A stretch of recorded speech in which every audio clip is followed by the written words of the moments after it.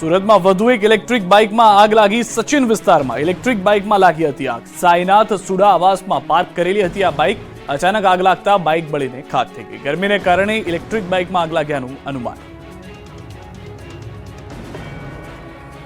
રાજકોટની શાપર વેરાવળમાં આવેલી ઋષિ કાસ્ટ નામની કંપનીમાં આગજનીની ઘટના સામે આવી. આગ લાગવાની ઘટનાથી રાજકોટ ફાયર બ્રિગેડનો કાફલો ઘટના સ્થળ પર દોડી ગયો હતો. અંદાજિત 3 કલાકની જહેમત બાદ કાબુ મેળવવામાં આવ્યા હતા. અત્યારે સમગ્ર મામલે કાસ્ટિંગ કંપનીને લાખો રૂપિયાનું નુકસાન પહોંચ્યું છે. કારખાનામાં સ્ટોર રૂમમાં પણ આગ લાગી હતી. આગ લાગવાનું કારણ જાણી શકાયું નથી. સુરેન્દ્રનગરના પાટડીમાં પુત્રને માતાએ 500 રૂપિયા ન આપતા આખું ઘર સળગાવી દીધું. પુત્રના કારસ્તાનનું જુઓ ખતરનાક દ્રશ્ય. સામાજિક સંબંધોને છિન્ન ભિન્ન કરી નાખે તેવી ઘટના સુરેન્દ્રનગરના પાટડીના કઠાડા ગામે બની છે, જ્યાં એક સપૂત અચાનક જ રૂપિયા માટે કપૂત બની ગયો. કપાતરે મા બાપની પણ સહેજ પણ ચિંતા કર્યા વિના આખું ઘર સળગાવી દીધું હતું. માતાનો વાંક માત્ર એટલો જ હતો કે તેણે પુત્રને 500 રૂપિયા આપવાનો ઇનકાર કર્યો હતો. તેથી ઉશ્કેરાયેલા કપાતરે ઘરને જ આગ ચાપી દીધી. પાટડી તાલુકાના કઠાડા ગામે સપૂત કપૂત બનતા ચકચાર મચી ગઈ. પુત્ર મયુર મકવાણાએ તેમની માતા પાસે વાપરવા માટે 500 રૂપિયા માંગ્યા હતા, જે માટે માતાએ ના પાડી દેતા પુત્રએ આખા ઘરમાં આગ લગાવીને જાનથી મારી નાખવાની ધમકી આપી. પુત્રએ ઘરમાં આગ લગાડી ભાગી જતા પિતાએ પોલીસ સમક્ષ ફરિયાદ નોંધાવી. સદનસીબે આ આગમાં કોઈ જાનહાનિનો બનાવ બન્યો નથી, પરંતુ પુત્રના કારસ્તાનના કારણે પરિવાર બેઘર બની ગયો. બેઘર બનેલા માતા પિતા પોતાના કપાતર પુત્રના કૃત્યથી સ્તબ્ધ બની ગયા. લોકોએ પુત્ર સામે ફિટકારની લાગણી વરસાવી. ઉનામાં કથાકાર રાજુ બાપુની જીભ લપસી. કોળી ઠાકોર સમાજનું કર્યું અપમાન. કથાકાર રાજુગીરી બાપુની ટિપ્પણીનો વિવાદ વકર્યો છે, જેમાં કોળી સમાજના ઉગ્ર વિરોધ બાદ પોલીસ એક્શનમાં આવી છે. નવાબંદર મરીન પોલીસ સ્ટેશનમાં બાપુ વિરુદ્ધ ગુનો નોંધાયો છે, જેમાં વિવાદિત નિવેદનના પગલે કથા પણ વહેલી સમિતિ લેવાઈ છે. સાવરકુંડલાના રાજુગીરી બાપુએ વિરોધ બાદ માફી માંગી છે, જેમાં કોળી ઠાકોર સમાજ બાબતે વિવાદાસ્પદ ટિપ્પણી કરી હતી. પ્રેમ લગ્ન મુદ્દે વાત કરતા કોળી સમાજ વિશે ટિપ્પણી કરી હતી. વિવાદાસ્પદ નિવેદનથી કોળી ઠાકોર સમાજમાં રોષ વ્યાપ્યો હતો, જેમાં વિરોધ બાદ રાજુગીરી બાપુએ કોળી ઠાકોર સમાજની માફી માંગી છે. તેમજ જણાવ્યું છે કે વ્યાસપીઠ પરથી કોઈ સમાજને ઠેસ પહોંચાડવાનો ઈરાદો ન હતો. આ જ સમાજના બાળકો મારી આશ્રમ શાળામાં ભણે છે. એ બધા બાળકો મારા બાળકોની સમાન છે. મારાથી ભૂલ થઈ છે. હું સમાજ આગળ ક્ષમા માંગુ છું. એક સાધુનો દીકરો કોળી સમાજની માફી માંગે છે. સુરતમાં રીલ્સના રાજાઓ ફરી ભાન ભૂલ્યા. BRTS ટ્રેકને લીધો બાનમાં. સોશિયલ મીડિયામાં ચમકવા માટે યુવાનો પોતાના જીવને પણ જોખમમાં નાખતા અચકાતા નથી. રીલ્સના ચક્કરમાં યુવાનો એવા ઘેલા બની ગયા છે કે કાયદો હાથમાં લેતા પણ ડરતા નથી. એમાં પણ સુરતના BRTS ટ્રેક તો જાણે કોર્પોરેશને રીલ્સના રસિયાઓ માટે બનાવ્યા હોય તેવું લાગે છે. આ દ્રશ્યો છે સુરતના ઉધનાના BRTS રૂટના. અહીં 2 યુવાનો ખુલ્લા હાથે બાઇક ચલાવી રહ્યા છે. ડ્રાઇવિંગ કરી રહેલો યુવક છૂટા હાથે સ્કૂટર દોડાવી રહ્યો છે. સ્કૂટર ફૂલ સ્પીડમાં દોડી રહ્યું છે અને આ આસપાસના વાહન ચાલકોના જીવને જોખમમાં મૂકીને આ યુવક બેફામ ડ્રાઇવિંગ કરી રહ્યો છે. જાણે કોઈનો પણ ડર ન હોય, મોતનો પણ ડર ન લાગતો હોય તેમ આ યુવક સ્ટીયરિંગ પકડ્યા વિના બેફામ ડ્રાઇવિંગ કરે છે. જ્યારે તેની પાછળ પણ એક યુવક બેસેલો છે, જે ડરી રહ્યો હોય તેવું લાગે છે. BRTS રૂટમાં બેફામ સ્ટંટબાજી કરતા આ યુવકનો વિડીયો હાલ સોશિયલ મીડિયામાં વાયરલ થઈ રહ્યો છે. ત્યારે યુવક સામે પોલીસ કાર્યવાહીની માંગ ઉઠી છે.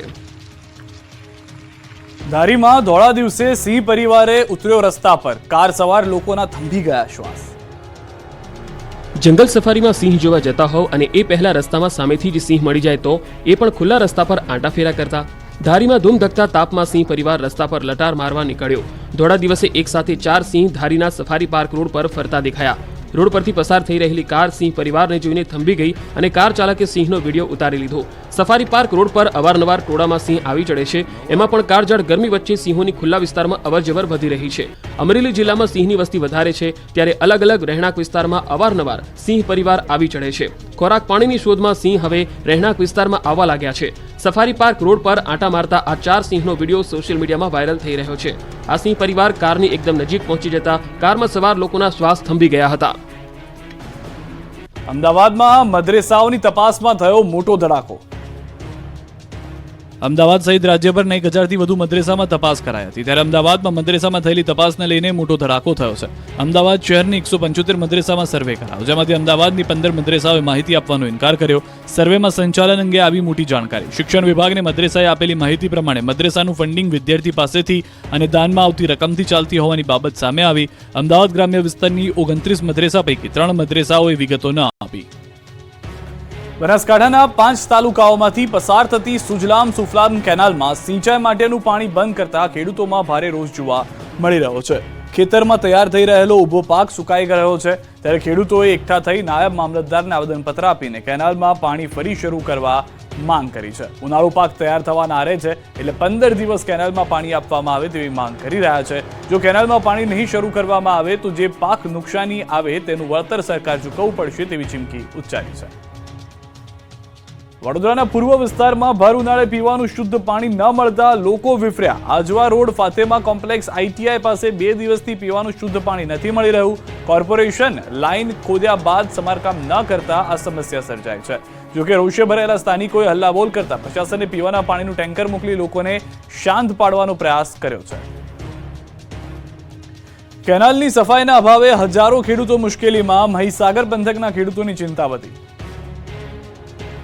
આ દ્રશ્યો છે અરીઠા, કડિયાવાડ અને કોઠા ગામના, જ્યાં મુખ્યત્વે ખેતીનો વ્યવસાય લોકો કરે છે અને પશુપાલન કરી પોતાનું ગુજરાન ચલાવે છે. લુણાવાડાના 3 ગામોને ખેતી માટે જરૂરી એવું પાણી કડાણા ડાબા કાંઠા કેનાલ મારફતે પૂરું પાડવામાં આવે છે, પરંતુ વર્ષો પહેલા બનાવવામાં આવેલી આ કેનાલ હવે સમારકામ માંગે છે. કેનાલમાં ઠેર ઠેર લીકેજ છે અને કેટલાક સ્થળોએ ઘાસચારો ઉગી નીકળ્યો છે.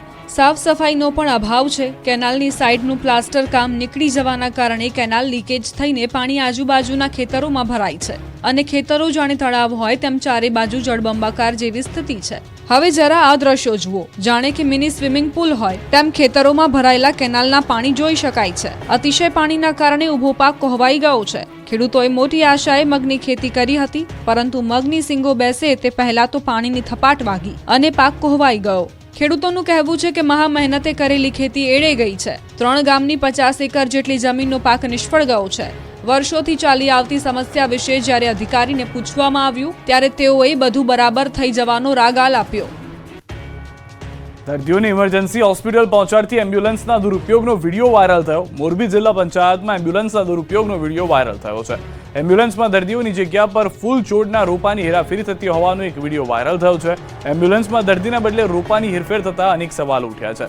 લોકોની સુવિધા માટે રાખવામાં આવેલ એમ્બ્યુલન્સનો હેરાફેરી માટે ઉપયોગ કરવામાં આવતો હોવાનો વિડીયો જોવા મળ્યો.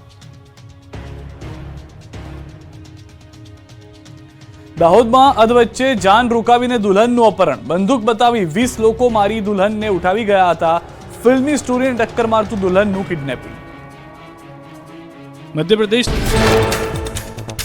અમદાવાદ એરપોર્ટથી 4 શંકાસ્પદ આતંકીઓ ઝડપાયા. કોલંબોથી તમિલનાડુ આવ્યા હતા આતંકીઓ. ISISના હેન્ડલરના ઇશારે મૂવમેન્ટ કરતા હોવાનો ખુલાસો. તમિલનાડુથી અમદાવાદ આવ્યા હતા. ઝડપાયેલા શંકાસ્પદો પાસેથી અમદાવાદથી ચેન્નઈ જવાની મળી ટિકિટ.